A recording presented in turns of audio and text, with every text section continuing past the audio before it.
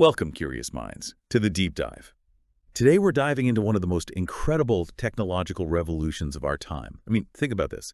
The Human Genome Project, finished back in 2003, cost a mind-boggling $2.7 billion. Yeah, a billion with a B. Hard to even wrap your head around. Exactly. And now, fast forward to today, sequencing an entire human genome, it costs less than $1,000. It's just a monumental leap. Almost unbelievable how quickly that happened. It truly is astonishing. That cost drop has completely transformed what's possible in, well, medicine, biology, everything, really. Absolutely. Just, 20 years ago, this level of genomic insight for routine use, it was science fiction, basically. And our mission today is to pull back the curtain on exactly how this revolution works. We're going to unpack the entire computational pipeline.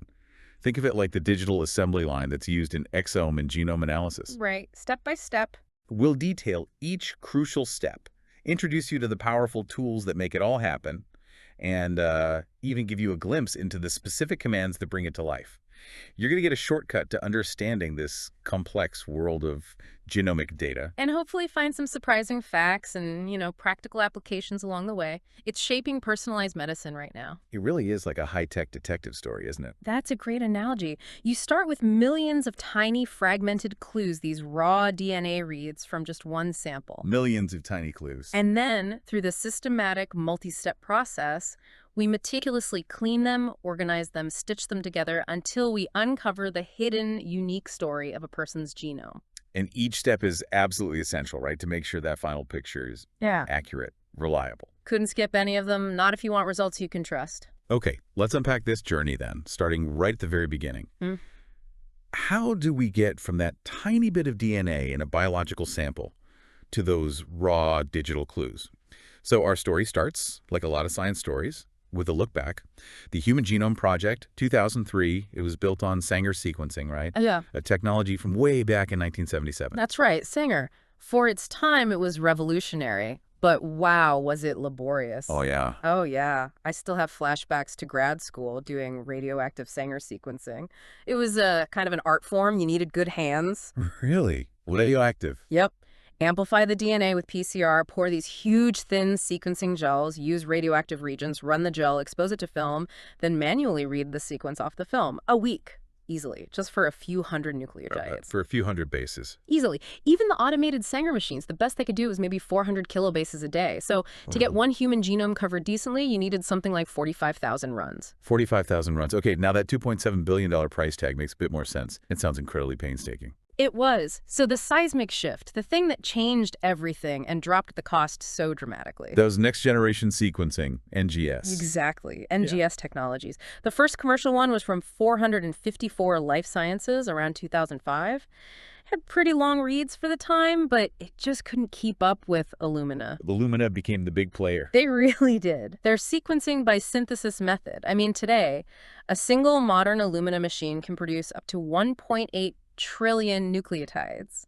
That's 1.8 terabases in less time than it took us to get a few hundred bases with the old Sanger method. Wow, trillion terabases. That's the leap that brought the cost under $1,000 per genome. It's just incredible engineering and miniaturization. And what does that mean for us, for the listener? Why should we care about this cost drop beyond just research? It means genomic analysis isn't stuck in specialized research labs anymore. It's moving fast into routine clinical practice. Like in your doctor's office? Increasingly, yes. For diagnostics, for understanding complex diseases like cancer at a molecular level, that lets doctors choose much more targeted, effective therapies.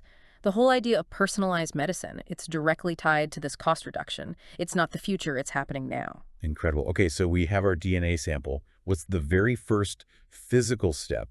How do we get it ready for these amazing NGS machines? Right, that brings us to what we call library preparation, or sometimes just library prep.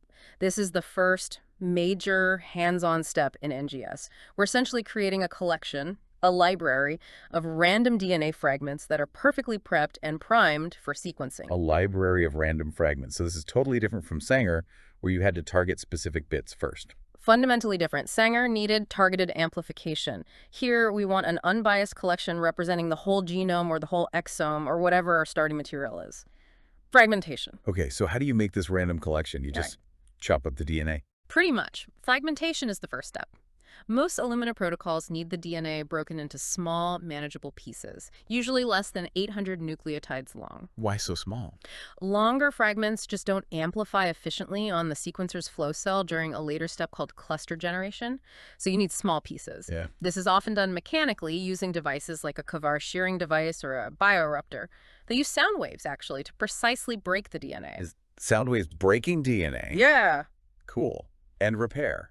Then, after fragmentation, the ends of these DNA pieces are often ragged, uneven, like tearing paper instead of cutting it cleanly. Right. Messy ends. Exactly. So the next step is end repair. This uses enzymes to make all those ends blunt and uniform, perfectly flat. That uniformity is absolutely critical for the next enzyme steps to work properly.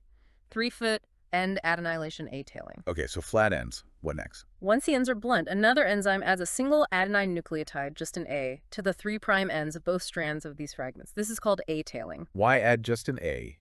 This is clever. 2 reasons. First, it prevents these blunt-ended fragments from just sticking to each other randomly, ligating together. Second, and this is key, it prepares them for the next step, adapter ligation. Because the adapters we're about to add are designed with a complementary thymine, a T sticking out, an overhang. Oh, I see. So the A on the fragment can only bind with the T on the adapter, like a specific key fitting a lock. Exactly. It ensures the adapters attach correctly. It's performed using a specific enzyme, the Klenau exofragment, engineered for just this job, adapter ligation. Okay, so we have A-tailed fragments. Now come the adapters. What exactly are adapters? They're short, chemically synthesized, double-stranded DNA sequences, and the design is really quite elegant, serving multiple purposes in the Illumina process. Okay, what do they do? First, they act as universal handles or priming sites. This allows us later to use PCR to specifically amplify only the DNA fragments that have successfully gotten adapters attached to both ends. Very important. Right, selects for the good stuff. Second, they contain sequences that will later bind to complementary short DNA strands, oligonucleotides, that are coded onto the surface of the flow cell in the sequencing machine. That's how the DNA physically sticks to the sequencer. Okay, anchors though. And third, and this is really powerful for efficiency, they can be designed for indexing or barcoding. Barcoding. So if I have, say, 100 patient samples, I can give each one a unique adapter barcode, mix them all together, and sequence them in one go. Exactly. That's multiplexing. It makes sequencing incredibly efficient and cost-effective. Afterwards, you just sort the reads computationally based on that barcode. That's brilliant. Saves a ton of time and machine runs. It really does. A common example you might see mentioned is the TrueSec LT adapter, P5, and the TrueSec indexed adapter, P7. They often form this Y-shaped or forked structure when annealed, and they have that single T overhang we mentioned, ready to ligate to the A-tailed DNA fragments. That T is often attached with a special phosphothioric bond, makes it more stable. Purification and size selection. So after ligation, you must have a mix of stuff, right? Fragments with adapters, maybe loose adapters. You do. So the next step is purification and size selection. We need to get rid of any unligated adapters and also these things called adapter dimers, where 2 adapters just ligate to each other by mistake without any DNA insert in between. Those can really mess up sequencing. How do you clean that up? Well, originally, people used agarose gels. You'd run the mix out on a gel and physically cut out the band corresponding to the right size range. Very manual. Sounds tedious. It was. Nowadays, most protocols use much faster, higher throughput methods involving tiny magnetic beads. These beads are coded to selectively bind DNA fragments within a specific size range. You just add the beads, use a magnet to pull them down, wash away the junk, and then release your desired DNA fragments. Much better. And you mentioned size selection. Yes, this bead-based cleanup also lets you precisely select the size of the DNA fragments you want to sequence. For example, for Illumina HiSec X systems, doing 2x150 base pair reads, you often target an average insert size of around 350 base pairs. That selection is important for getting good results. Enrichment PCR. Okay, cleaned up, size selected. Are we ready for the sequencer yet? Almost. One last step in library prep. Enrichment PCR. This has 2 main goals. First, it selectively amplifies only those DNA fragments that have adapters properly ligated to both ends, using primers that match the adapter sequences. Second, it increases the total amount of DNA in the library just to make sure you have enough material to load onto the sequencer. So more copies of the correctly prepared fragments. Exactly. But it's crucial here to use the minimum number of PCR cycles needed. Why is that? Isn't more DNA better? Not necessarily. Too many PCR cycles can introduce biases. Some fragments might just happen to amplify more efficiently than others, purely by chance or sequence characteristics. If you overamplify, you skew the representation of your original library. You might end up with way too many copies of some fragments and too few of others, giving you a misleading picture of the original sample. So minimum cycles are key. Got it. Keep the bias low. So now we have this final, enriched library. Meticulously prepared fragments, ready for the main event. What happens when they finally meet the sequencing machine itself? Right, now they go to the flow cell. That's really the heart of the sequencing machine. A flow cell is basically a small, hollow glass slide. It often has multiple channels or lanes. A high-sec flow cell might have 8 lanes, a me-sec maybe just 1. And what's inside these lanes? Each channel is coated with a dense lawn of oligonucleotides, those short DNA sequences we mentioned. And critically, these oligos are complementary to the adapter sequences we ligated onto our DNA fragments earlier. Uh-huh. So that's how the library fragments stick to the flow cell. They find their complementary sequence. Precisely. Now, a really important Illumina innovation, especially on newer machines like the HiSec X10 or the NovaSec, is the use of patterned flow cells. Instead of a random lawn, these have billions of tiny ordered wells or spots, like a perfectly aligned grid. Each spot contains the oligos. What's the advantage of a pattern? It allows for much higher cluster density, more DNA fragments sequenced per run, because it ensures optimal spacing and helps create uniform cluster sizes. This massively increases the throughput compared to the older, randomly coded flow cells. More data, faster. Okay, so our DNA library fragments bind to these oligos on the flow cell surface. What happens next to make copies? You mentioned clusters. Yes, bridge amplification and clonal amplification. Once a fragment binds, it essentially bends over and forms a bridge to another nearby complementary oligo on the surface. Then enzymes copy it. This process repeats, creating a distinct colony or cluster containing millions of identical copies of that original single DNA fragment. So like growing millions of tiny identical trees from one seed, all packed together on the flow cell. Exactly, a tiny clonal forest. And after this bridge amplification, you actually have copies running in both directions within the cluster. So before sequencing starts, the reverse strands are typically cleaved off and washed away, leaving just the forward strands anchored and ready for the first sequencing read, RID1. And then comes the actual reading of the sequence. Sequencing by synthesis, or SPS. This is the core Illumina magic, right? This is it, the core chemistry. In each cycle of SPS, all 4 types of DNA building blocks, the nucleotides A, T, C, and G, are added simultaneously. But these aren't normal nucleotides. They have 2 key modifications. Okay, what's special about them? First, each one has a unique fluorescent dye attached, a different color for A, T, C, and G. Second, they have a reversible terminator chemical block on their 3' end. This block means that once one nucleotide is added to the growing strand, no more can be added in that cycle. It stops the reaction. So only one base per cycle. Exactly. 1 base per cluster per cycle. Once that single base is incorporated, based on the template strand, powerful lasers shine on the flow cell, exciting those fluorescent dyes. Sensitive cameras record the color of the light emitted from each cluster. The sequencer software sees the color and knows, okay, cluster X just added a T, cluster Y added a G, and so on, for millions of clusters at once. Wow. After the color is recorded, chemicals flow in to do 2 things. They cleave off the fluorescent dye, and they remove that reversible terminator block from the 3' end. Now the strand is ready for the next nucleotide to be added. Then the whole cycle repeats. Add the 4 colored blocked nucleotides, let one incorporate, image the colors, cleave the dye and block, and repeat. Base by base, cycle by cycle, you build up the sequence read for every cluster simultaneously. That is truly astounding. Millions of sequences being built in red, one base at a time, all in parallel. But we often hear about paired end sequencing. What's that about? Why read both ends? Paired end sequencing gives you significantly more information from each DNA fragment. After you sequence the first read, read 1, as we just described, there's some clever chemistry. The newly synthesized strand is often stripped away, and the original template strand is used to regenerate the complementary strand, again using bridge amplification within the cluster.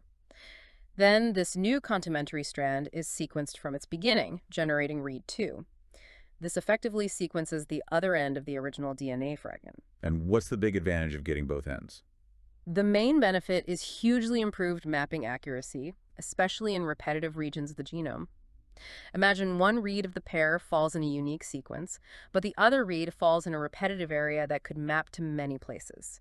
Because you know they came from the same fragment, and you know the approximate distance between them, the insert size, the uniquely mapped read can anchor its partner, telling you exactly which repetitive element it belongs to. Ah, okay. That makes mapping much less ambiguous. Exactly. It also gives you precise information about that insert size, the length of the original DNA fragment between the adapters. Knowing that helps you detect structural variations like insertions or deletions and understand if your reads have a gap between them, overlap, or even read through the entire insert into the adapter on the other side. All valuable information. So we have millions of these reads, maybe paired end reads. If we pooled multiple samples using those barcoded adapters earlier, how do we sort them all out now? That's where the index read comes in. After read 1, and sometimes after read 2, the sequencer performs an additional shorter sequencing read specifically to sequence that unique barcode, typically 6 to 8 nucleotides. That's part of one of the adapters, usually the P7 adapter. Reads the barcode? Right.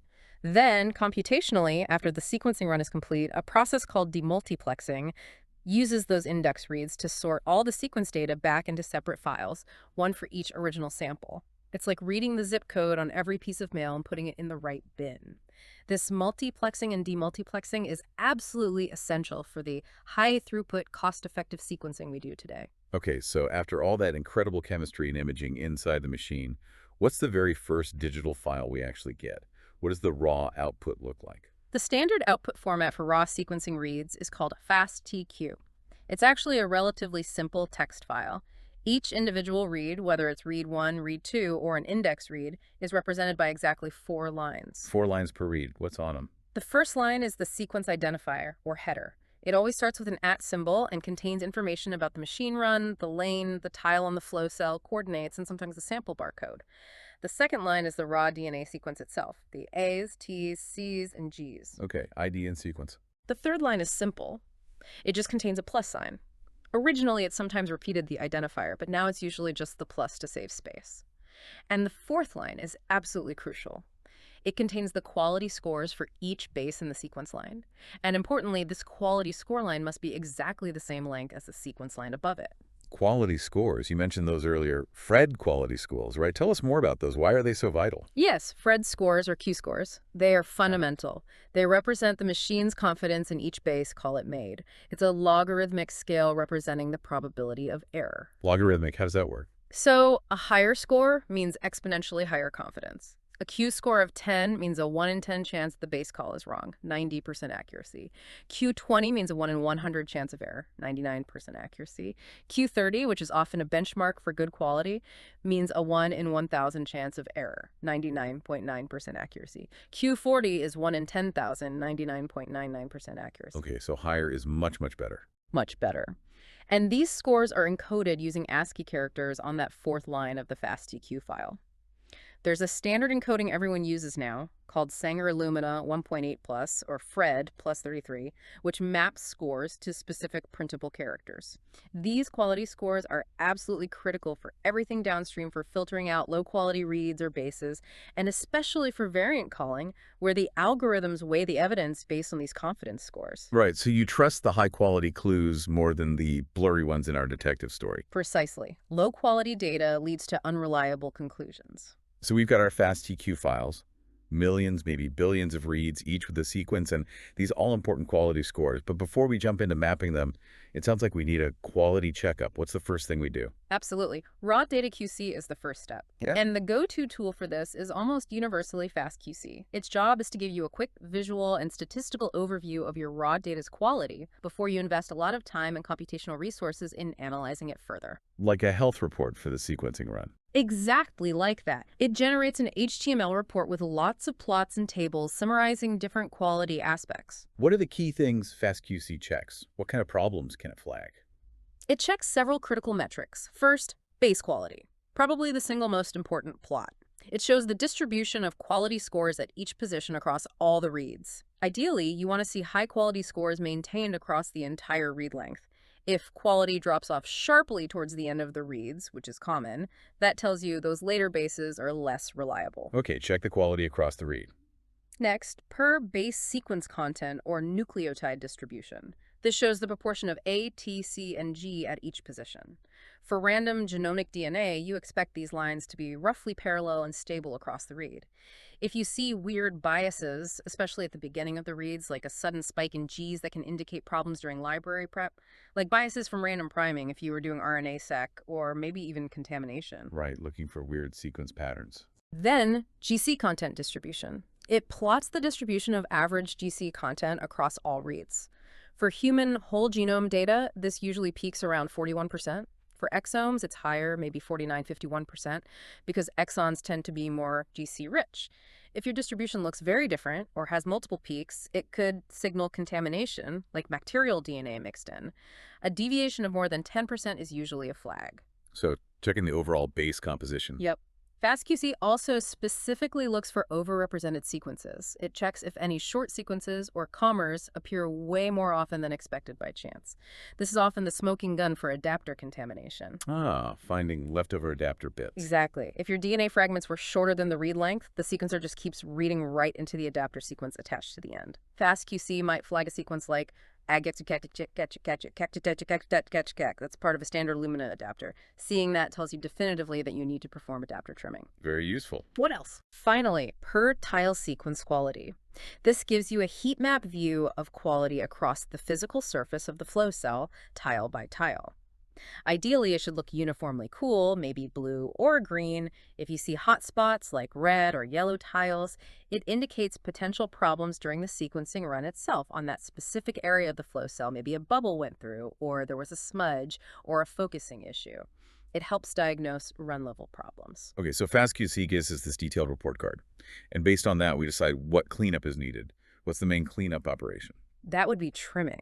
If FastQC shows issues like declining quality scores at the ends of reads or significant adapter contamination, trimming is the next logical step. The goal is to improve the overall data quality and the accuracy of downstream steps like alignment and variant calling. But you have to be careful not to trim too much. Absolutely. It's a balance. Okay. Overly aggressive trimming can remove useful data and actually reduce the quality of your final results. So you typically use the FastQC report to guide how much trimming is really necessary. What's a common tool for this trimming? Trim-O-Matic is a very widely used and flexible tool for this. It can handle both adapter trimming and quality trimming. Adapter trimming, clipping. So how does it remove those adapter sequences FastQC might have found? You provide Trim-O-Matic with a file containing the sequences of the adapters used in your library prep. It then scans each read, usually from the 3-foot end, the end of the read. If it finds a match to an adapter sequence, it clips off the adapter part and everything after it, keeping only the actual biological sequence. It can also handle cases where the adapter might be at the 5-foot end, though often those reads are just discarded entirely. Got it. Snips off the technical bits. Quality trimming. And then there's quality trimming. This focuses on removing low-quality bases, which, as FastQC often shows, tend to accumulate at the 3-foot ends of reads. How does it decide which bases are low quality enough to remove? Trim-O-Matic uses a sliding window approach, which is quite clever. It moves a small window, say 4 bases wide, along the read from 5 to 3 fit. In each window, it calculates the average Fred quality score.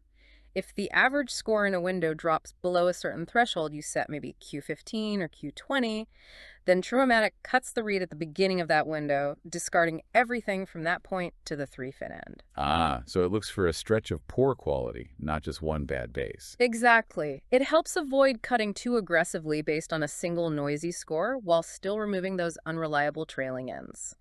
This step makes the reads cleaner and more accurate for the next big phase, alignment. Okay, so we've cleaned our clues, snipped off the bad ends, removed the adapter contamination. Now our reads are hopefully high quality and ready for the genomic map. Precisely. Ready to figure out where they belong. All right, clean, high quality reads in hand, millions of them. Now the massive task, figuring out where each of these short DNA puzzle pieces fits onto the huge human genome blueprint. We don't just guess, right? No guessing involved. We align them to a reference genome. This is a pre-assembled, standardized representation of the genome for a species. It acts as our map or blueprint. And for humans, there are different versions of this map. Yes, different builds or assemblies. The current standard is GRCH38, also known as HG38. But an older version, GRCH37 or HG19, is still very widely used because many important databases and resources were built on it. So you always need to know which reference genome version your data is aligned to. What if you need to compare data aligned to different versions, say results from an older study using HG19 with new data on HG38? Can you translate between them? You can, yes. There are tools specifically for this. Liftover is a common one for converting genomic coordinates between assemblies. For variant files, VCFs, a tool called CrocMap is often used. And if you're working in our bioconductor, there are workflows for converting grainage objects. So you can switch maps. You can, but it's important to know it's not always perfect. Some regions of the genome differ significantly between builds, so not every single position or variant can be reliably lifted over. There's always a small percentage that might get logged or become ambiguous, but it's essential for integrating data from different sources or time periods. Ensures everyone's looking at the same genomic landmarks, coordinates-wise. Okay, we have our reference genome map. Now, how do the millions of short reads actually find their spot on it? What's the process, the algorithm? The process is called alignment, or mapping. It's computationally finding the best location on the reference genome for each short read. Given the size of the genome, billions of bases, and the number of reads, millions or billions, this has to be incredibly efficient. How do they make it fast enough? The key is using indices. Before aligning, you create an index of the reference genome. Think of it like the index at the back of a massive book. It lets you jump instantly to the right section without scanning every page. What kind of Many modern aligners, including the very popular BWA, use indices based on something called the Burrows-Wheeler transform, BWT. It's a really clever algorithm that reorganizes the genome sequence data in a way that makes it highly compressible and extremely fast to search for exact or near exact matches of short sequences, R reads. It's a cornerstone of efficient alignment. So BWA is the tool. You mentioned BWAMM specifically. Yes, BWA stands for Burrows-Wheeler Aligner. It has different algorithms within it, and BWAMM is generally recommended for the longer reads, like 70 base pairs up to megabases, typically produced by Illumina sequencers today. It's known for being fast and accurate. When you run BWA, what information do you need to give it? You tell it where the reference genome index is, where your input FASTQ files, the trimmed reads are, and importantly, you provide read group information. Read groups. What's that? Sounds like metadata. It is metadata, but it's critically important metadata. It includes details like the sequencing platform, AGPL Illumina, the specific instrument run or flow cell ID, AGP channel H7, APXX, OSHA channel, Albi Abulquisosome, the sample name, SMNA12878, and the flow cell lane, ID 87 APA8AXXX021.tgcga. This at RG line gets embedded in the output alignment file. Why is that so crucial? Just for tracking. It's much more than tracking. Downstream analysis tools, especially the Genome Analysis Toolkit, GATK, rely heavily on this read group information. It allows tools like the Base Quality Score Recalibrator, BQSR, which we'll get to model and correct for potential batch effects or systematic errors that might be specific to a particular sequencing run, lane, or library prep. Without proper read groups, BQSR can't work correctly and your variant calls might be less accurate. Okay, so essential for accurate downstream analysis. What does the BWA command actually look like? Typically, on the command line, it's something like BWAMM, then options. DMRT specifies the number of processor threads to use to speed it up. The crucial DMRR flag is followed by that whole read group string in single quotes with tabs separating the fields like ID, PL, SM. Then you give the path to the reference genome FASTA file, e.g. HS38dh.fa. And finally, the paths to your paired end trimmed FASTQ files, EGIS 7035 trimmed R1 pair.fastq.gz and NIS 7035 trimmed R2 pair.fastq.gz. The output, the alignment, is usually redirected into a file, typically ending in SAM. We'll put an example in the show notes. Okay, so BWA runs and produces this .sam file. What is SAM? And I've also heard of BAM files. SAM stands for Sequence Alignment Map Format. It's a plain text, tab-delimited file that contains all the information about how each read aligned to the reference genome. Because it's text and very detailed, SAM files can be absolutely enormous. Right, potentially terabytes of text. Easily for large projects. That's why we almost always immediately convert it to BAM format. BAM is the binary alignment map format. It's just a compressed binary version of SAM. Much smaller, typically 50–80% smaller, making it much more manageable for storage and analysis. BAM is the standard format you work with. How do you convert SAM to BAM? A very common tool called SAM tools is used for this, among many other manipulations of alignment files. The command SAM tools view-bs input.samoutput.bam does the trick. Okay, so we work with BAM.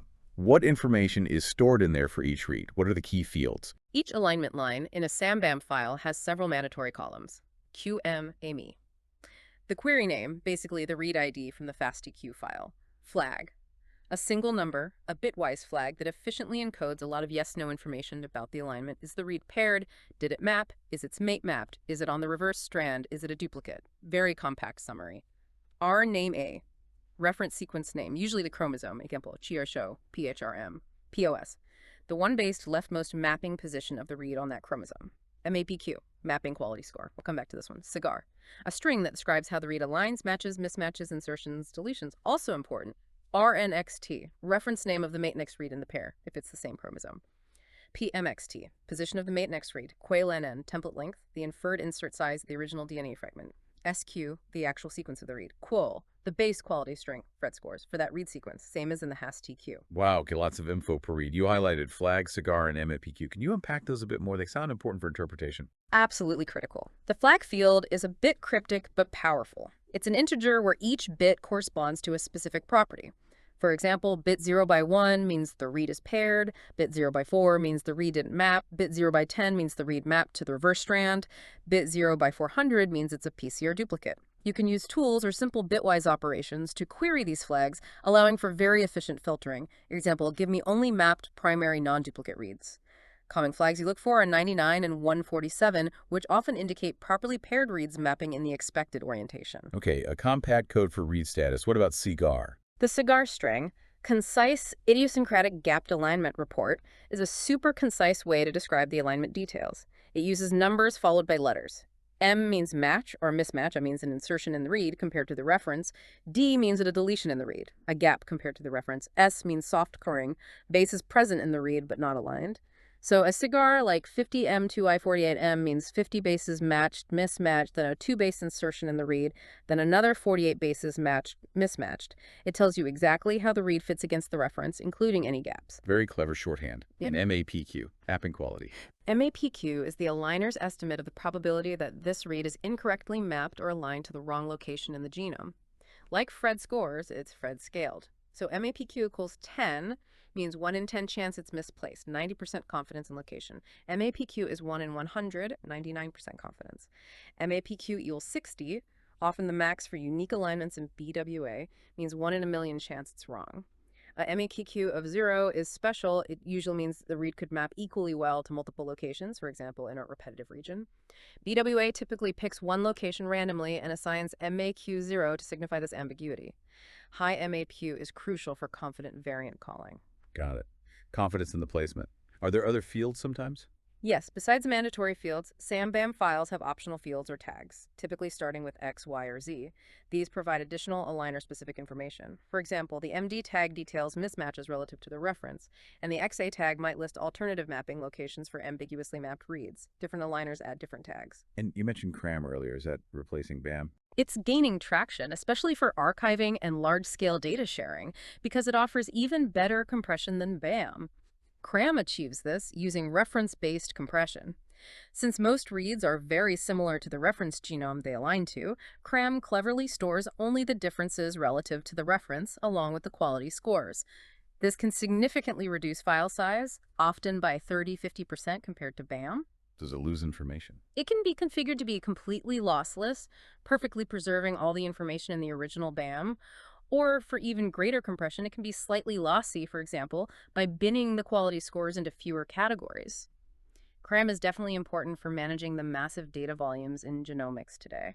Okay, we've aligned our reads and have this information-packed BAM file. Are we ready to call variants now? Or is there more polishing to do? More polishing. We're not quite there yet. There are several essential alignment post-processing steps needed before variant calling. Skipping these can lead to a lot of false positive variant calls and inaccurate results. Right, cleaning up the alignment itself. What's first? Sorting. First, the BAM file usually needs to be sorted by genomic coordinates. BWA might output reads in the order they came off the sequencer or grouped by name, but most downstream tools require the BAM file to be sorted by chromosome and then by start position within each chromosome. How do you sort it? Tools like Picard Sort SAM or SAM Tools Sort are used for this. It's a standard command, for example, using picard.java-sharp-picard.jar. Picard Sort SAM input nist 7035 ln.bam. Output nist 7035 sorted.bam sorted coordinate. This rearranges the file so all cur1 reads are together and ordered by position, then Chiche-R2, and so on, marking duplicates. Okay, sorted. What's next? You mentioned duplicates earlier. Exactly, marking duplicates. During library preparation, the PCR amplification step can create multiple identical copies of the same original DNA fragment. These are called PCR duplicates. If you sequence them all, they can artificially inflate the evidence for variants present on that fragment. So they make it look like a variant is more common in the sample than it really is. Precisely. This bias can skew allele frequencies and lead to false positive variant calls, especially in regions with high amplification bias. So we need to identify and flag these duplicates. How are they identified? Tools like Picard's Mark Duplicates, or SAM tools marked up, identify reads that map to the exact same start and end coordinates for paired reads and have very similar sequences. It assumes these likely originated from the same initial DNA molecule and were just amplified multiple times. It doesn't usually remove them, but it sets that 0 by 400 bit in the flag field we talked about. So downstream tools know to ignore them. Exactly. They can be filtered out or downweighted during variant calling. The command looks like java-jar picard.jar. Mark duplicates input NIST 7035 sorted.bam, output NIST 7035 dedup.bam, metrics file NIST 7035 metrics. The metrics file gives you stats on the duplication rate, indexing BAM files. Sorted, duplicates marked. What else? Indexing. Once the BAM file is sorted by coordinate, you need to create an index file for it. This is usually a small companion file with a .by or .cray for gram files extension. Why index it? This index allows tools to rapidly access data from specific genomic regions without having to read through the entire BAM file from the beginning. Imagine needing to look at reads just in one specific gene on chromosome 17. Without an index, the tool would have to scan potentially gigabytes or terabytes of data. With the index, it can jump almost instantly to the right location. It's absolutely essential for efficient analysis and visualization. Makes sense. What tool creates the index? Picard's build BAM index or SAMTools index does this. Just run SAMTools index NIST 7035 dddup.bam.bam and it creates NIST 7035 dddup.bam.bay. Local realignment around indels. BTK indel realigner. Okay, sorted, marked, index. Yeah. What's this about realignment? Didn't BWA already align the reads? It did, but aligners sometimes struggle, particularly around insertions and deletions, indels. In regions with short repeats or near indels, aligners might incorrectly place reads, resulting in a cluster of apparent mismatches near the indel site, rather than correctly identifying the indel itself with proper gaps in the alignment. So it looks like lots of single base errors instead of one insertion or deletion. Exactly. And this pattern of mismatches can lead to false positive SNP calls near the indel. The Genome Analysis Toolkit, GATK, developed tools to fix this. Historically, indel realigner, though newer GATK versions integrate this into haplotype caller. These tools identify regions likely containing indels, active regions, and then perform a more sophisticated, localized realignment of all the reads within that region, considering all reads together to find the most consistent placement, including the correct indel. So it cleans up these specific messy spots. Yes, it significantly reduces false positive SNP calls near indels, leading to a much cleaner and more accurate alignment map in these tricky regions. You can often visually see the difference in IGV. A messy pileup of mismatches resolves into a clean indel after realignment. Base Quality Score Recalibration, BQSR, JCATK, Base Recalibrator print reads.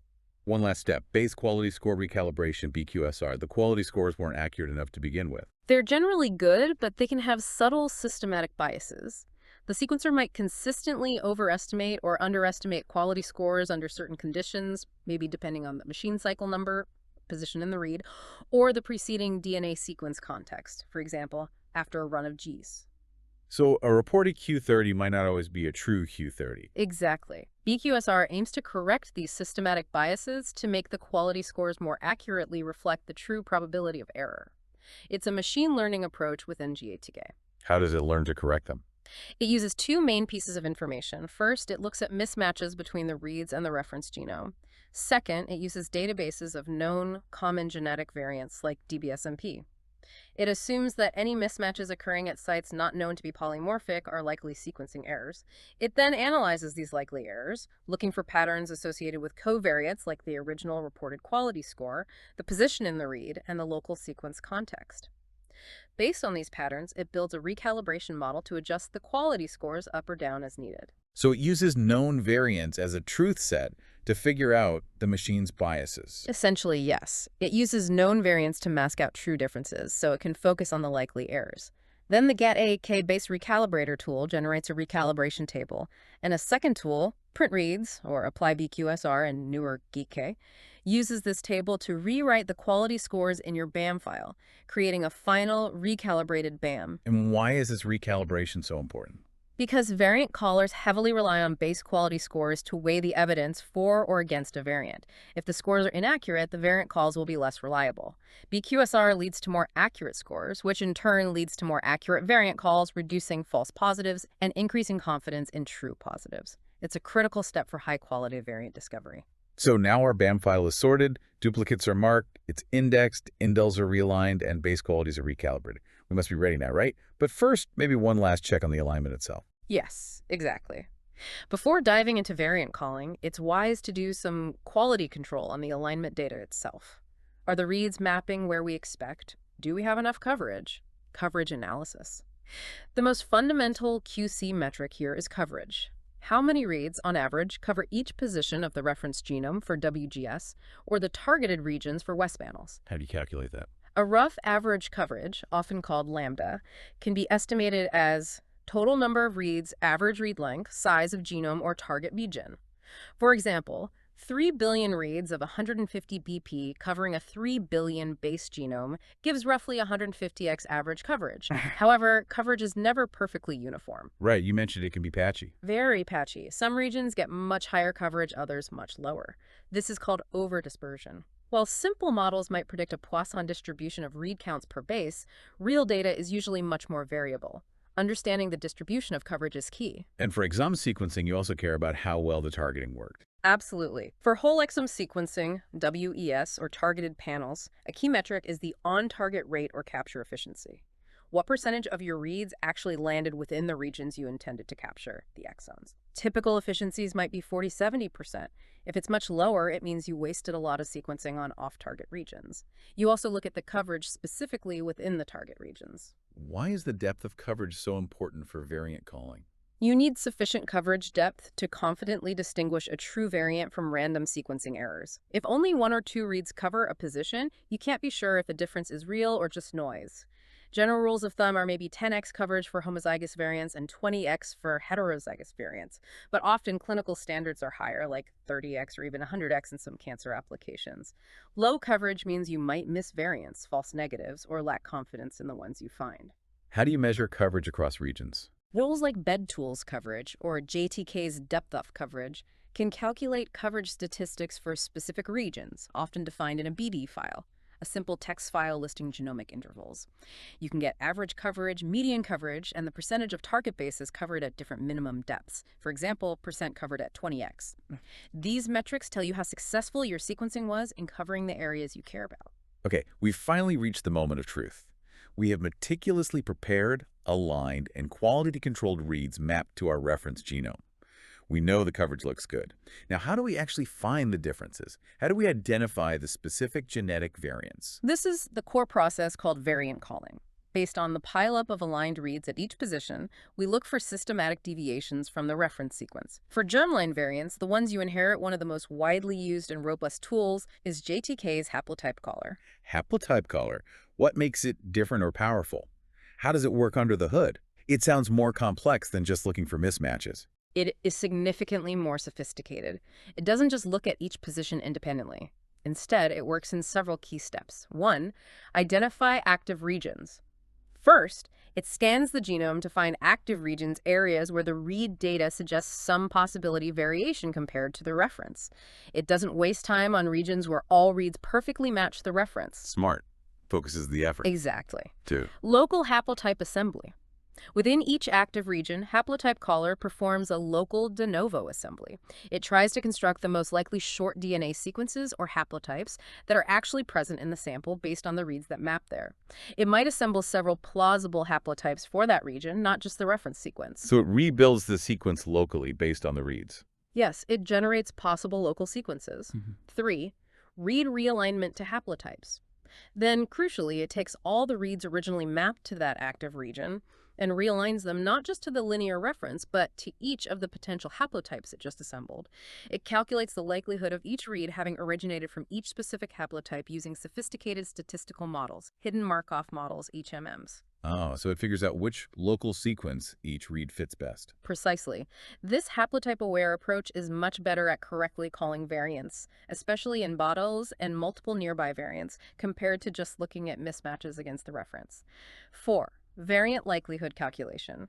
Based on how well the reads align to the different haplotypes, it calculates the likelihoods of different alleles, reference versus alternate, being present at each site within the active region. 5. Genotype assignment. Finally, using Bayesian statistics, it combines these likelihoods with prior expectations to assign the most probable genotype to the sample at each variant site. EBOL-G homozygous reference 0, 0, heterozygous 0, 1, or homozygous alternate 11, along with a confidence score, genotype quality or GQ. Wow, that's a lot more involved than I imagined. Assembly, realignment, Bayesian stats. It's computationally intensive, but that haplotype-centric approach is what makes JTK haplotype callers so accurate, especially for indels. And what does the command look like? Again, on the command line, you'd run Java Genomic Analysis TK-jar, or GAT for newer versions, specify -haplotype caller, provide the reference genome-rhs38dh.fa, your final processed BAM file, -I NIST7035 indel realigner.bam note. This name implies indel realignment was done, BQSR is usually applied too. You might specify genotyping mode discovery to find variants, and maybe set a confidence threshold, like -call conf30, only call variants with at least FredQ30 confidence. The output is specified with ashneorawvariants.vcf. And that output is the VCF file, the variant call format. You mentioned this earlier. Tell us more about how it's structured. How do we read this catalog of differences? Right. VCF is the standard. It's a text file, usually starting with several lines of meta information or header lines. These begin with hashtag, tag, and describe the file format version, the tools used, the reference genome, and critically, definitions for all the abbreviations used in the INFO and format fields later on. You absolutely need to read the header to understand the data lines. So the header is the instruction manual for the file. Exactly. Then come the data lines, each representing one variant site. These lines are tab separated and have 8 mandatory columns, plus optional genotype information. What are the mandatory 8 columns? 1. Chromosome. 2. POS, one based position on the chromosome. 3. ID, identifier, often from DBS-MP, like RS12345. If it's novel, it's usually just a period. 4. REF, the reference allele base at that position. 5. ALT, the alternate variant allele is observed, can be one base, multiple bases for indels, or even multiple different alternate alleles separated by commas if the site is multiallelic. 6. Qual, Fred-scaled quality score for the variant call itself. How confident are we that any variation exists here? 7. Filter, indicates if this variant passed all quality filters applied by the caller or later steps. Pass is good. Other values indicate specific filters it failed. Edgy, low qual, strand bias. 8. IDFO, this is a semicolon separated field containing lots of additional information about the variant as key value pairs. Things like AC, allele count of the ALT allele, AF, allele frequency, DP, total read depth at the site, FS, Fisher-Strand bias score, MQ, RMS, mapping quality of reads supporting the variant, QD, quality by depth. The header defines all these abbreviations. Okay, those 8 give you the basic info and quality metrics for the variant itself. What about the individual sample genotypes? If the VCF contains genotype information, which it usually does, then after the INFO column comes the format column. This specifies the format of the genotype data that follows. It's a colon-separated string listing abbreviations, like GTA, ADT, GQ, APL. Then for each sample included in the VCF, there's a corresponding column containing the values for those fields, also colon-separated, in the order specified by format. Can you give us that example again and break it down? GT80, DPG, QPL, and then 01.15,010.25.99.338, there's 1,485. Sure, GT is genotype. 01 means heterozygous. 0's reference 1 is the first alternate allele. 00 would be homozygous reference 11, homozygous alternate. AD is allelic depth. 15,000 pin, 15 reads supported the reference allele, and 10 reads supported the alternate allele 1. Crucial for seeing the read balance. DP is total depth. 25 is the total number of reads covering this site, matches AD 15 plus 10. GQ is genotype quality. 99 is the Fred-scaled confidence that this specific genotype call, 01, is correct for this sample. Q99 is very high confidence. PL is Fred-scaled likelihoods, 338,485. These are the likelihoods for the 3 possible genotypes, 0, 0, 0, 1, and 11, respectively. The lowest value corresponds to the most likely genotype. Here, the likelihood for 01 is 0, 1 is likely, while 0, 0 has a scaled likelihood of 338 and 11 has 485, both much less likely. That's incredibly detailed information for every variant and every sample. Understanding VCF seems absolutely key. You also mentioned variant normalization before. Why is that needed? Yes. It's about ensuring consistency. Especially for indels, the same biological change can sometimes be represented in slightly different ways in a VCF file. For example, shifted left or right by a few bases in a repetitive region, or different combinations of refold alleles. This ambiguity makes it hard to compare VCFs or query databases reliably. Variant normalization applies a standard set of rules: represent indels uniquely, shift them as far left as possible, left alignment, and use the most parsimonious representation, shortest possible alleles. Tools exist to enforce this normalization, making sure everyone describes the same variant in exactly the same way, vital for data sharing and consistency. So the haplotype caller gives us this VCF potentially with thousands or millions of raw variant calls, but you said callers aim for sensitivity, so there might be lots of false positives in there. How do we clean that up? Exactly. Raw VCFs often contain many calls that are likely artifacts of the sequencing or alignment process. So quality-based filtering is an absolutely essential next step to separate the likely true variants, the signal, from the noise. There are two main strategies: hard filtering and the more adaptive VQSR. Hard filtering. Let's start with hard filtering. What does that involve? Setting thresholds. Yes, hard filtering involves setting specific cutoff values for various quality metrics found in the VCF's INFO and format fields. If a variant fails to meet any of these thresholds, it gets flagged, often by changing the filter column from pass to something like low qual or a specific filter name. What are some common metrics used for hard filtering? GATK recommends several based on known artifact modes. Quality depth, QD. Variant quality score, QAOL, normalized by the depth of reads supporting the alternate allele. Very low QD, or G2.0, suggests the QLL score might be artificially inflated by high depth rather than true signal quality. It's often seen in false positives. Fisher strand, FS. This measures strand bias, are the reads supporting the variant predominantly on the forward or reverse strand. High FS values, Scramble 60.0, indicate significant bias, a common artifact type. True variants should have reads supporting them on both strands. RMS mapping quality, MQ. The root mean square of the mapping qualities of reads supporting the variant. If the reads supporting the variant have overall low mapping quality, for example MQ40.0, the variant call is less reliable. Mapping quality ranksum test, MQ-ranksum, compares mapping qualities of reads supporting the reference allele versus reads supporting the alternate allele. Large negative values, for example 12.5, suggest the alternate allele reads have significantly lower mapping quality, again pointing to a potential artifact. Read pos ranksum test. Read pos ranksum compares the positions of reference versus alternate alleles within the reads. Large negative values, for example 8.0, suggest the alternate allele is found preferentially near the ends of reads, which can be indicative of alignment issues or sequencing problems. Okay, so you set thresholds for these, and if a variant fails any one of them, it gets flagged. Typically, yes. You'd construct a filter expression like QD 2.0, FS 60.0, MQ 40.0, MQ ranksum Meganish 12.5, read post ranksum Ganish and 8.0. Tools like GATK's variant filtration or BCF tools filter can apply these expressions to your VCF file, adding annotations to the filter column for variants that fail. VQSR, variant quality score recalibration. That sounds straightforward, but maybe a bit arbitrary, setting those exact thresholds. What's VQSR? VQSR, or variant quality score recalibration, is GATK's more sophisticated machine learning-based approach. Instead of using fixed hard thresholds, VQSR tries to learn the optimal thresholds from your data itself. How does it learn? It uses known, high-quality variant datasets, like HapMap, 1,000 genomes omni-sites, as true positive examples, and assumes variants at other sites are likely true negatives, errors. It then looks at various annotation values, like QD, FS, MQ, etc., for variants in both sets, and builds a statistical model, a Gaussian mixture model, that distinguishes the characteristics of likely true variants from likely artifacts. It then applies this model to all variants in your call set, assigning each one a VQS LOD score, log odds score, indicating how likely it is to be real. Finally, you filter based on a desired sensitivity level, or example, keep 99.5% of the known true positives, and VQSR determines the appropriate VQS LO threshold to achieve that. So it adapts the filtering to the specific characteristics of your data set. Exactly. It often performs better than hard filtering, especially for larger data sets, because it can capture complex interactions between different quality metrics and doesn't rely on predefined universal thresholds, which might not be optimal for every single experiment. It's more computationally intensive, but generally considered the gold standard for large cohort studies. Okay, so filtering, whether hard or VQSR, is crucial for getting a reliable list of variants to investigate further. Absolutely crucial. Reduces the noise significantly so you can focus on the real biological signals. All right, we found our variants, filtered them meticulously. We have a high confidence list in our VCF file.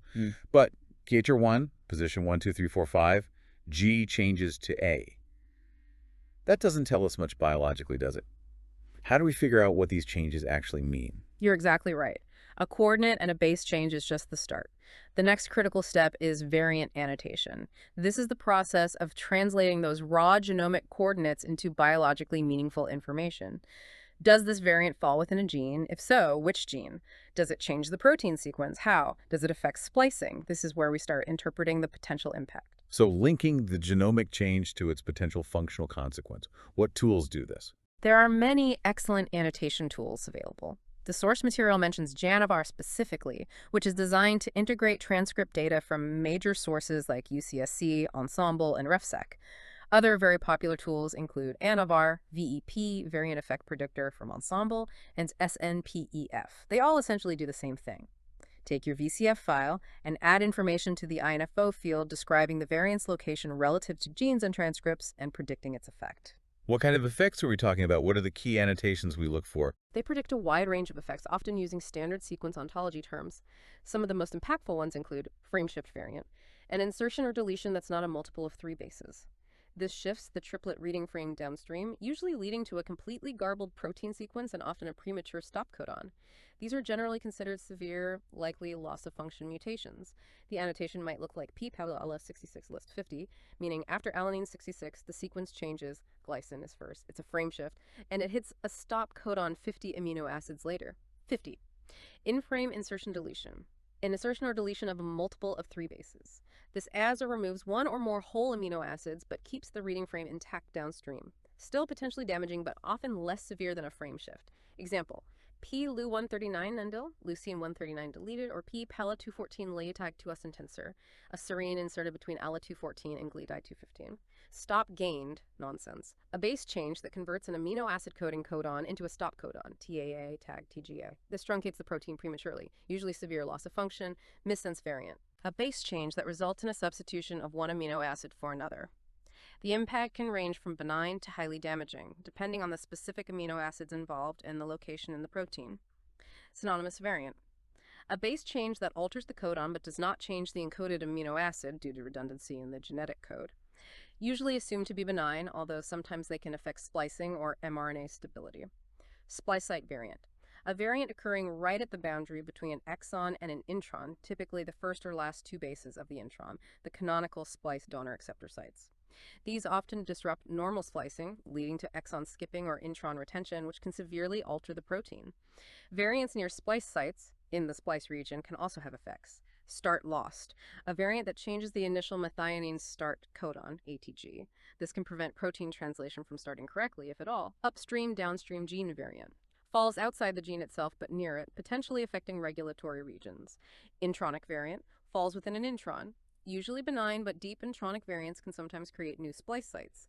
So the annotation tells us where the variant is relative to genes and predicts its likely consequence on the gene product. That's a huge step towards biological understanding. Absolutely. It's the bridge from raw sequence change to potential functional impact, essential for any downstream interpretation, whether clinical or research.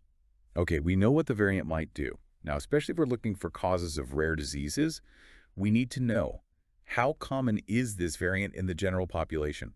Why is that so important? It's a very powerful filter, especially for Mendelian single-gene disorders. The basic logic is, if you're studying a rare disease, the causative variants are also likely to be rare in the general population.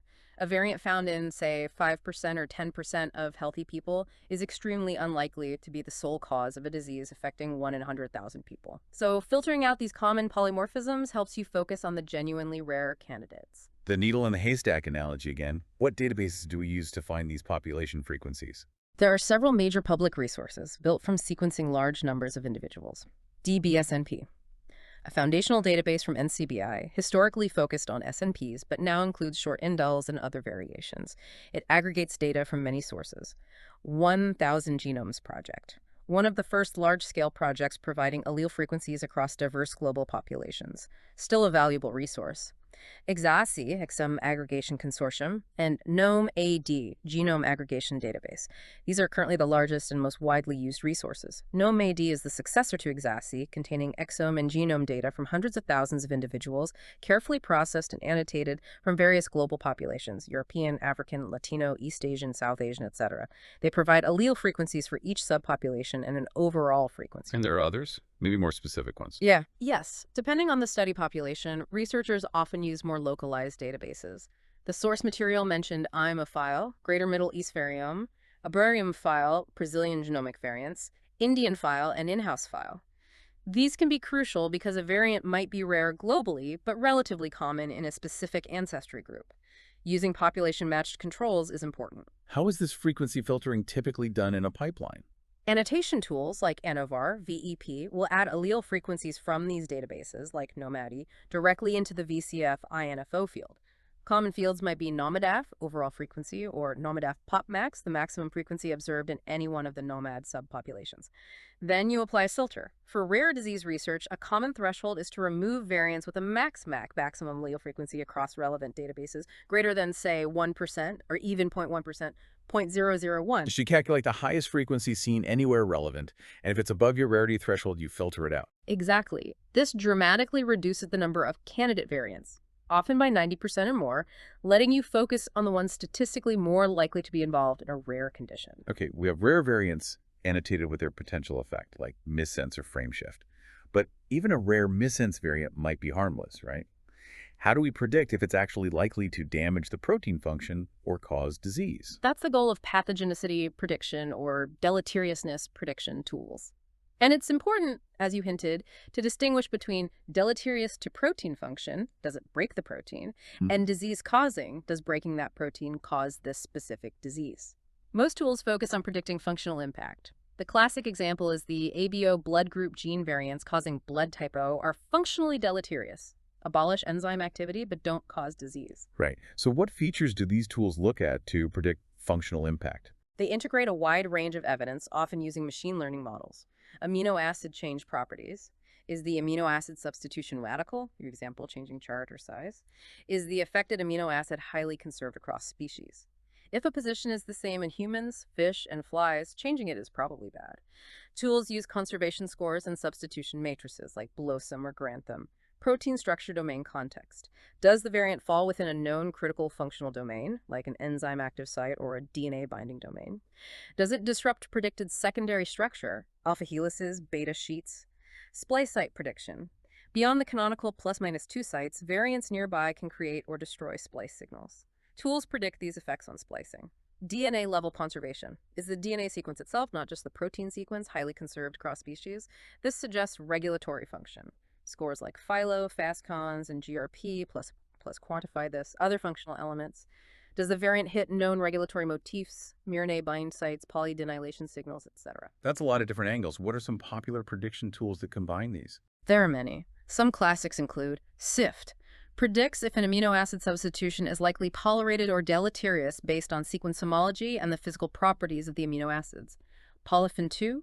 Polymorphism phenotyping V2, predicts the impact of missense mutations using sequence conservation, structural information, and other features.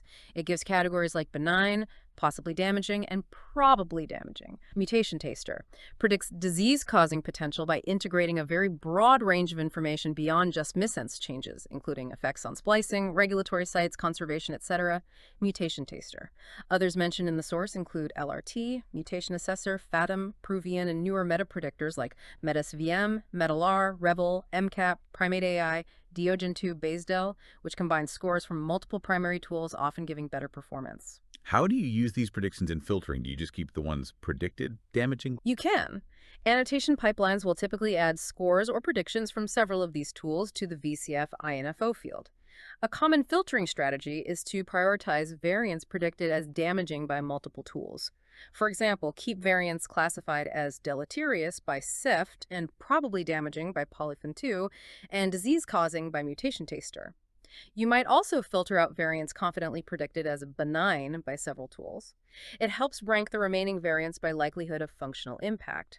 You can also filter based on the predicted functional consequence type. For example, keep frame shift, stop gained, missense, splicing, remove synonymous, intronic unless predicted to affect splicing.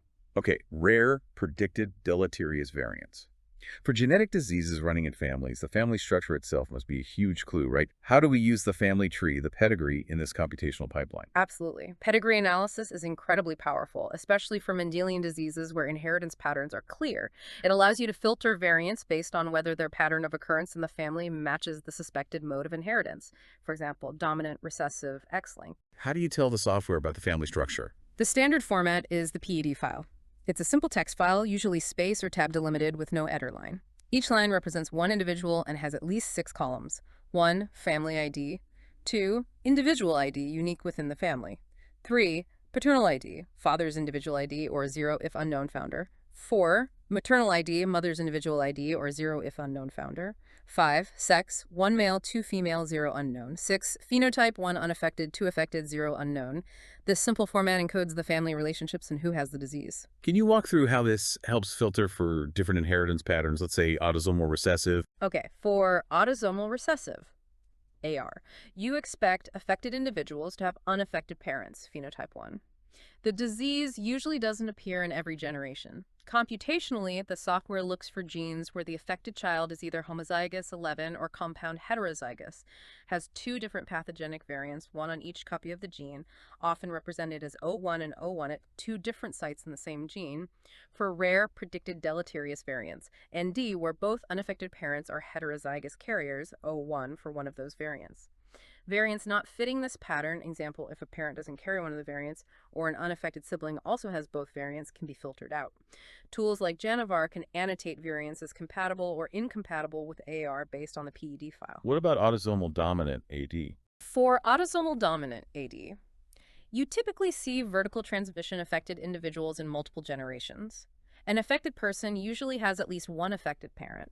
The software looks for rare, deleterious heterozygous O1 variants that are present in all affected family members and absent in all unaffected family members, or at least unaffected adults, allowing for incomplete penetrance sometimes. Any variant present in an unaffected individual is usually ruled out. And X-link. For X-linked recessive, XR, it primarily affects males, who have only one X. Affected males usually inherit the variant from an unaffected carrier mother. There's no male-to-male transmission. The software checks variants on the X chromosome, considering the sex of each individual. For example, it looks for variants where affected males are homozygous, genotype 1 as they only have one X, and their carrier mothers are heterozygous O1, and unaffected males don't have the variant genotype 0. Again, variants inconsistent with the pattern across the whole pedigree are filtered. So this pedigree filtering seems incredibly powerful for winnowing down candidates in family studies. It's often the most powerful filter for Mendelian disease gene discovery. By simply checking for segregation consistent with the inheritance pattern, you can often reduce a list of hundreds of candidate variants down to just a handful, or even a single gene, dramatically focusing the subsequent investigation. It leverages the biological experiment performed by meiosis and inheritance within the family. Wow. We've gone through this entire complex pipeline from raw reads to a filtered, annotated, pedigree-consistent list of candidate variants. It feels like we should have our answer now, but is there a need to actually look at the raw data again, to visually inspect things? Absolutely. Seeing is believing, or sometimes seeing is disbelieving a variant call. Manual visualization of the aligned reads is a critical sanity check step. Even with sophisticated filtering, artifacts can slip through. The standard tool for this is the Integrative Genomics Viewer, or IGV. IGV, what does it let you see? It's a desktop application that lets you load your BAM file, the aligned reads, your VCF file, the variant calls, and reference gene annotations. It provides a graphical view of a specific region of the genome. You can zoom in from a whole chromosome view right down to the individual base pairs and see exactly how each read aligns against the reference. How do you load the data? You need your sorted indexed BAM file, the .bam and .by files, and usually your filtered indexed VCF file, the .vcf and .vcf.idx or .tbi files. You load these into IGV, select the correct reference genome build, and then you can navigate by typing in a gene name or coordinates. What are the key things you look for when inspecting a potential variant in IGV? You look at the pileup of reads covering the variant position. Coverage. Is the read depth reasonable? Not too low, not absurdly high and spiky. Read support. How many reads support the reference allele versus the alternate allele? Does the ratio look right for the expected genotype, usually roughly 50-50 for heterozygote? Base quality.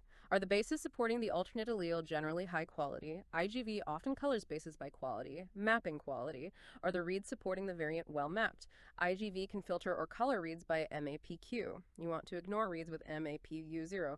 Strand balance. This is crucial. Are the reads supporting the alternate allele coming from both the forward and reverse strands? IGV often colors reads by strand. If all the ALT reads are on one strand, it's a huge red flag for an artifact that's strand bias. Read position. Are the mismatches supporting the variant randomly distributed within the reads, or are they all clustered at the very ends of the reads? Clustering at ends suggests potential alignment errors or lower quality ends. Indel check. If it's an indel, does the alignment look clean, or is it surrounded by lots of mismatches in the nearby reads, suggesting realignment might not have worked perfectly? Noise. Is the region generally clean, or are there lots of other low-frequency mismatches scattered around, suggesting maybe it's a difficult-to-map region or the data quality is poor there? So you're basically playing detective again, looking for any suspicious patterns in the raw alignment data that the automated filters might have missed. Exactly. Especially for variants you're considering reporting clinically or spending significant effort validating experimentally, this manual IGV inspection is an indispensable step. It helps you build confidence in your final candidates and catch subtle artifacts. You can spot things like allele frequency deviations, for example, a supposed germline het call with 20% VAF instead of 50%, which might indicate mapping artifacts from paralogous genes or even somatic mosaicism. Hashtag 6.2 advanced applications. Brief overview for context. We've really covered the core pipeline for germline variant analysis in depth, but this foundational process enables so many other advanced applications, right? Can you give us a quick taste of where else this leads? Definitely. The pipeline we've discussed is the bedrock for many specialized areas. Cancer genomics is a huge one. NGS has completely changed how we study and treat cancer. How does cancer analysis differ? A key difference is the focus on somatic versus germline mutations. Cancer arises from mutations acquired in cells during life, somatic, which are usually not present in the person's normal tissues. So cancer genomics often involves sequencing both the tumor tissue and a matched normal sample, like blood, from the same patient. By comparing the two, you can identify variants present only in the tumor, the somatic mutations. So you subtract the germline background. Essentially, yes. Yeah. Then, within the somatic mutations, the goal is to distinguish driver versus passenger mutations. Drivers are the mutations actually contributing to the cancer's growth and progression, while passengers are just random mutations that accumulated along the way but aren't functionally important for the cancer. Identifying drivers is key for targeted therapies. Are there specialized tools for this? Yes, many. For calling somatic SMVs and indels from tumor normal pairs, tools like MuTech2, part of GTK, VARSCAN2, Strelka2, and others are used. Oncotator is a tool specifically for annotating somatic variants with cancer-relevant information, for example, known cancer gene databases like COSMIC, potential drug targets. Detecting somatic copy number variants, CNVs, gains, or losses of large DNA segments is also crucial in cancer, using tools like CNV-KIT, Facets for copywriter. And tools like DALI2 or MANTA find structural variants like translocations. You also have tools like PERBASE to estimate tumor purity, how much normal tissue is mixed in, and infer tumor clonality, different subpopulations of cancer cells. And finally, tools like somatic signatures analyze the patterns of mutations, mutational signatures, to infer the underlying mutagenic processes active in the tumor, e.g. V damage, smoking, defective DNA repair. Wow, a whole parallel universe of specialized cancer analysis built on the same foundation. What about complex genetic diseases? For diagnosing rare Mendelian diseases, especially when the specific gene isn't obvious, gene prioritization tools are vital. Exomizer is a prominent example. It takes the filtered list of rare, predicted damaging variants and integrates it with the patient's clinical features, described using the Human Phenotype Ontology, HPO. It then compares the patient's phenotype and candidate genes to known gene-disease relationships from OMIM, orphanet, and even phenotype data from model organisms, mouse, fish, using tools like PHIVE and HiPHIVE. It can also leverage protein interaction, PPI networks, using algorithms like random walk with restart to prioritize genes that interact with known disease genes. The goal is to rank the candidate genes by likelihood of causing the patient's specific set of symptoms. So it combines the genomic variants with the patient's actual clinical picture to find the best match. Exactly. These advanced tools push the boundaries, enabling diagnoses for previously unsolved cases, providing deep insights into cancer biology, and guiding truly personalized therapies based on an individual's unique genomic landscape. It's a rapidly evolving field. Hashtag hag outro. And just like that, we've journeyed through the entire computational pipeline, from a simple biological sample all the way to potentially disease-causing variants. We started with library prep, transforming DNA into sequenceable fragments with adapters. Then the sequencing itself, using technologies like Illumina's sequencing by synthesis to generate millions of raw reads captured in FastTQ files with crucial quality scores. We saw the importance of quality control with FastQC, followed by trimming away adapters and low-quality bases, using tools like Truomatic, ensuring our initial data was clean. Then came the critical step of alignment, using BWA-MEM to map those clean reads to a reference genome, creating information-rich SAM and BAM files. Followed by essential post-processing, sorting, marking PCR duplicates with Picard, indexing with SAM tools, and the sophisticated steps of local indel realignment and base quality score recalibration with GATK to maximize alignment accuracy. Only then could we confidently call variants using tools like GATTK haplotype caller, generating a VCF file, our initial catalog of differences. But we didn't stop there. We learned how crucial filtering is, using hard filters or VQSR to remove likely artifacts based on quality metrics. And then the interpretation phase, annotating variants with tools like Janavar to understand their potential functional effect, filtering by population frequency, using databases like NOMAD to focus on rare candidates, using pathogenicity prediction tools like SIFT and Polyphen to gauge deleteriousness. And leveraging the power of pedigree analysis in family studies to pinpoint variants that segregate with the disease. Finally, the indispensable visual check using IGV to catch anything the algorithms missed. It's a complex, multi-stage process involving numerous tools and careful considerations at each step. But the so what here is truly profound. This pipeline isn't just an academic exercise. It is the engine driving personalized medicine. It's enabling faster diagnoses for patients with rare diseases. It's guiding oncologists to choose the right targeted therapy for a patient's specific tumor mutations. And it's fundamentally advancing our understanding of human biology. You now have, hopefully, a much clearer picture of the incredible computational power behind modern genomics. Indeed. It's remarkable how far we've come. Yet even with all this automation and sophisticated analysis, the final interpretation, especially in a clinical context, still heavily relies on human expertise, critical thinking, and integrating multiple lines of evidence. As the volume and complexity of genomic data continue to explode, a lingering question is how we can better bridge that gap between the automated pipeline outputs and the nuanced judgment required for truly personalized and effective patient care. What further insights might be hidden in this data, waiting for the next generation of tools and analytical approaches to uncover? A provocative thought to end on. Thank you for that incredible deep dive. My pleasure.